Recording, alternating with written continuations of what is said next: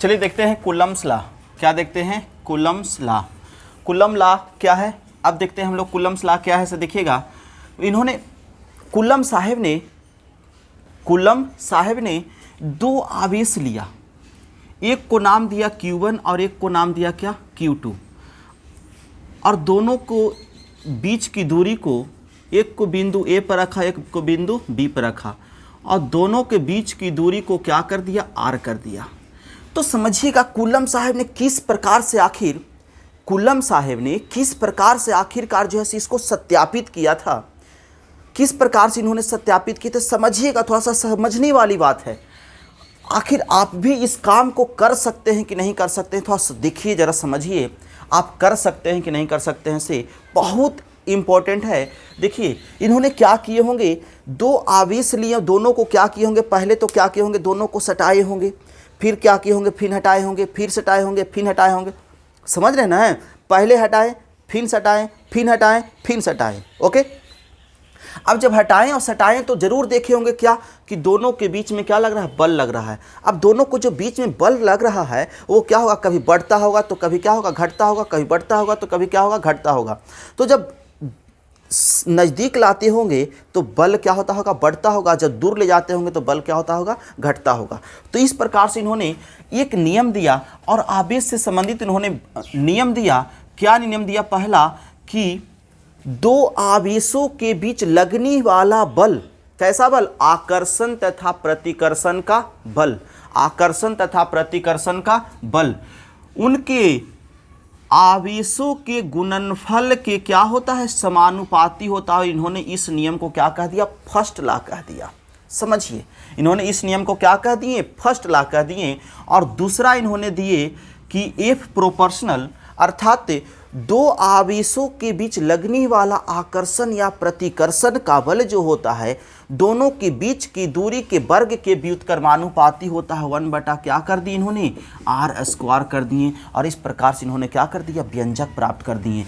अब दोनों को क्या किए? मिला दिए। तो इन्होंने क्या किए होंगे? समीकरण 1 और समीकरण 2 को, समीकरण 1 और समीकरण 2 को, थोड़ा सोचने वाली बात है कि कैसे इन्होंने व्यंजक निकाले होंगे। तो क्या किए? दोनों एक जैसा है तो इन्होंने को क्या कर दिया? एक कर दिया, मिला दिए। तो उसके बाद प्रोपोर्शनल इधर भी मिला दिए तो Q1 इंटू Q2 बटा क्या हो गया? R²। इस प्रकार से इन्होंने क्या किया? दोनों को मिलाया और प्राप्त कर लिए व्यंजक। अब F प्रोपोर्शनल का साइन हटता है तो बराबर लगता है कांस्टेंट हो गया Q1 इंटू क्या हो गया? Q2 बटा क्या हो गया? R²। इस प्रकार से आपका एक व्यंजक प्राप्त हो गया। F = K into Q1 into Q2 by R²। जैसे ही इसका कांस्टेंट यहाँ हो गया तो एक व्यंजक हो गया। इस कांस्टेंट का वैल्यू जो होता है 1/4πε0 गुने Q1 इंटू Q2 बटा R²। F बराबर हो गया, ये भी एक व्यंजक हो गया। समझिएगा, अब जो है से यहाँ से इन्होंने क्या किए कि इसका वेयर जहाँ K का वैल्यू जो होता है 1/4πε0 के बराबर होता है, जिसका मान होता है 9 × 10⁻, क्या होता है? 9 न्यूटन मीटर स्क्वायर प्रति कूलम स्क्वायर होता है। ओके, कैसे होता है? क्रॉस मल्टीप्लिकेशन से आप मात्रक निकाल सकते हैं। मात्रक के लिए आपको हम सिस्टम बताए हुए, तो भी एक क्या है? इंपॉर्टेंट है। अब आता है ε0 का वैल्यू कितना होता है? तो ε0 का वैल्यू जो होता है 8.854 गुने 10⁻⁻12 होता है। क्या इसी को उल्टा कर देना? इसको क्या कर देना है? उल्टा। तो कूलम स्क्वायर प्रति न्यूटन प्रति मीटर स्क्वायर। ओके, इसका उल्टा हो गया क्या? 8.854 गुना 10⁻⁻12। इसका उल्टा क्या? कूलम स्क्वायर प्रति न्यूटन प्रति मीटर स्क्वायर। इसका मात्रक हो गया। समझ गए बात के? तो इस प्रकार से इन्होंने एक व्यंजक प्राप्त किए थे। कौन? कूलम साहेब ने, इससे संबंधित। तो इसलिए कूलम साहेब को आवेश का जनक नहीं कहा जाता है। मत समझिएगा कि आवेश को जनक किसको कहा जाता है? कूलम को, कभी भी नहीं। ठीक है ना? किसको कहा जाता है? फ्रैंकलिन को कहा जाता है। क्यों कहा जाता है आपको हम बता दिए हैं। अब आगे समझते हैं हम लोग, इसके बारे में देखते हैं। अब इसके बारे में देखते हैं आगे। तो आवेश का, किसका? आवेश का वितरण देखते हैं जरा थोड़ा सा आवेश का। अब आवेश है तो इसका वितरण भी होगा ना, तो किस प्रकार से वितरण होता होगा किसी भी वस्तु में। तो वस्तु दो प्रकार के, कितने प्रकार के, दो प्रकार के। एक वस्तु वैसे होंगे जिसमें हर एक कण इसका जो जिस कण से निर्मित हुआ है, अर्थात हम बताएं कि कोई भी वस्तु का निर्माण तीन मौलिक कणों से हुआ, इलेक्ट्रॉन, अणु, परमाणु और आयन। तो जिस अणु, परमाणु और आयन से बने होते हैं इनका कण यदि एक दूसरे के एकदम सटे सटे हो, एकदम क्या हो, सटे सटे हो, तो बताइएगा आवेश का प्रवाह रुक रुक करके होगा कि लगातार होगा।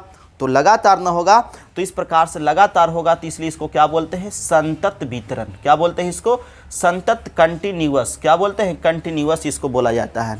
अब इसको देखिएगा, ये क्या है, जब दूसरा वस्तु के एक दूसरे से क्या होंगे, यदि इनका कण, निर्मित कण जिस कण से निर्मित बन हुआ है, मतलब अणु, परमाणु और आयन से एक दूसरे से कभी दूर दूर पर हो, मतलब हटे हटे हो, तब इस स्थिति में जब इलेक्ट्रॉन का प्रवाह इसमें होगा, आवेश का प्रवाह होगा, तो क्या होगा, लगातार होगा कि रुक रुक कर होगा, तो रुक रुक कर होगा। तो इसलिए इसको क्या बोलते हैं, असंतत वितरण कहा जाता है। क्या बोला जाता है इसको, असंतत वितरण कहा जाता है, जिसको हम कहते हैं डिस्ट्रीब्यूशन कहा जाता है। सॉरी, इसको क्या कहा जाता है, इसको चार्ज डिस्ट्रीब्यूशन हो गया ना, तो इसको कहा जाता है आपको असंतत हो गया, तो इसको कहते हैं डिस्क्रेट, ठीक है ना। तो इसको इसलिए हो गया संतत अवयव, क्या हो गया, असंतत, कंटिन्यूअस और अनकंटिन्यूअस हो गया, ठीक है ना। तो इसको संतत अवयव क्या हो गया, असंतत, एक कंटिन्यूअस अवयव डिसकंटिन्यूअस हो गया। समझ रहे हैं बात के ना। तो इस प्रकार से जो है आवेशों का क्या हो गया, वितरण हो गया। अब आवेश का वितरण तो समझ गए होंगे कि दो प्रकार से होता है, एक संतत और एक क्या होता है, असंतत, मतलब कंटिन्यूअस और एक डिसकंटिन्यूअस रूप में होते हैं, ठीक है ना। अब देखिएगा आवेश का घनत्व भी होता है। आवेश का क्या, घनत्व। तो आवेश का घनत्व देखते हैं, आवेश का क्या, आवेश का घनत्व, डेंसिटी के बारे में देखते हैं। तो आवेश का घनत्व अर्थात डेंसिटी देखते हैं, तो घनत्व तीन प्रकार के होते हैं। कौन कौन, पहला रैखिक घनत्व, और दूसरा पृष्ठ घनत्व, और तीसरा जो होता है से आयतन घनत्व। तीसरा आयतन घनत्व। रैखिक घनत्व क्या है, इसके बारे में जानते हैं, रैखिक घनत्व के बारे में। तो रैखिक घनत्व क्या होता है, जब आवेश से किसी वस्तु में रेखीय पथ पर गमन करता है। कैसे, रेखीय पथ पर गमन करता है, प्रति एकांक लंबाई में आवेश का जो परिणाम होता है, क्या, प्रति एकांक लंबाई में, किसमें, प्रति एकांक के लंबाई में, समझना, प्रति एकांक लंबाई में, प्रति एकांक लंबाई में जो आवेश का परिणाम होगा वही उसका क्या कहलाता है, रैखिक घनत्व कहलाता है। इसको अगर मात्रक निकालेगा तो आवेश का मात्रक क्या होता है, कूलम, और लंबाई का मात्रक क्या होता है, मीटर, इसलिए कूलम प्रति क्या हो जाएगा, मीटर। दूसरा पृष्ठ घनत्व, इसका मात्रा, इसका क्या होगा, प्रति एकांक क्षेत्रफल में, प्रति एकांक क्षेत्रफल में कुल परिणाम को, क्या, प्रति एकांक क्षेत्रफल में कुल आवेश के परिणाम को क्या कहते हैं, रैखिक पृष्ठ घनत्व कहा जाता है।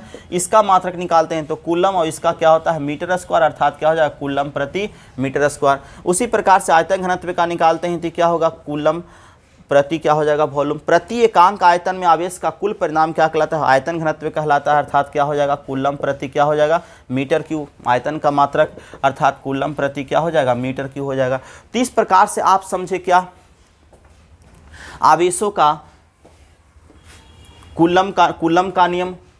दूसरा देखिए, इससे संबंधित जितना भी नोटेड पॉइंट है, जितना भी बाउंड्री करल है बाबू, इसको जरा कंप्लीट करके रखना, ताकि आने वाला अगला थ्योरी आपका क्या हो, इससे स्ट्रांग हो सके। अगला आवेश का घनत्व निकालें, फिर हम लोग पढ़ें आवेश का वितरण की, आवेश कितने प्रकार से वितरित होते हैं, तो दो प्रकार से। फिर आवेश का घनत्व कितने प्रकार के होते हैं, तो तीन प्रकार के। इस प्रकार से आप आवेश के बारे में पूरा डिटेल जानकारी पर कर लिए हैं, ठीक है। बस आगे चलेंगे, अगला दिन मिलेंगे आपको, साथ हम आकर के मिलेंगे, ठीक है ना। तो बस आपको एक ही काम करना है, आप खुद नहीं पढ़िए, आप दूसरों को भी पढ़ाइए।